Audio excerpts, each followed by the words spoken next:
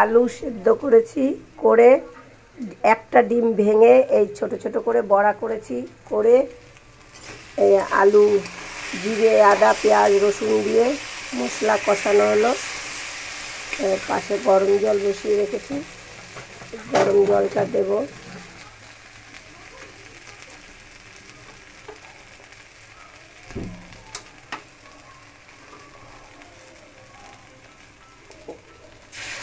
গরম জল দিয়ে দিলাম। আলুটাকে প্রথমে সেদ্ধ করেছি, করে পেঁয়াজ রসুন দিয়ে মশলা দিয়ে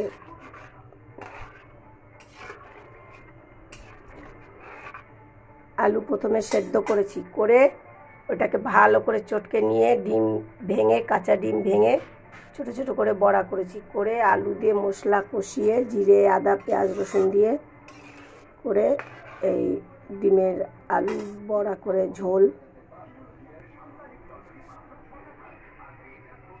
দেখুন এই বড়া ছেড়ে দিলাম। এরকম করে খেয়ে দেখবেন, খুব ভালো লাগে।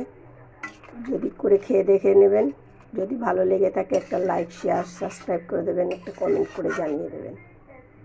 আর জিয়া রান্নাঘরের রুমা। একটু ফুটলে নামিয়ে নেব, ঝোলটা তো পুরো টেনে নেবে বড়াতে।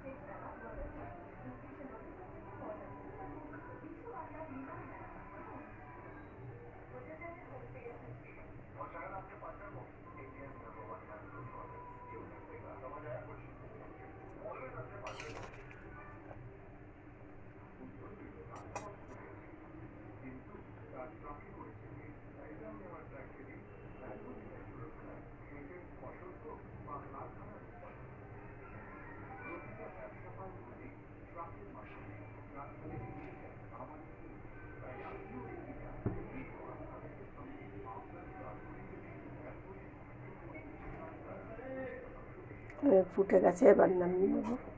দেখি আলু সেদ্ধ হয়েছে নাকি। হ্যাঁ, আলু সেদ্ধ হয়ে গেছে। এবার বড়াটা ঝোল টেনে নেবে, নামিয়ে নেব, বেশি শুকাবো না।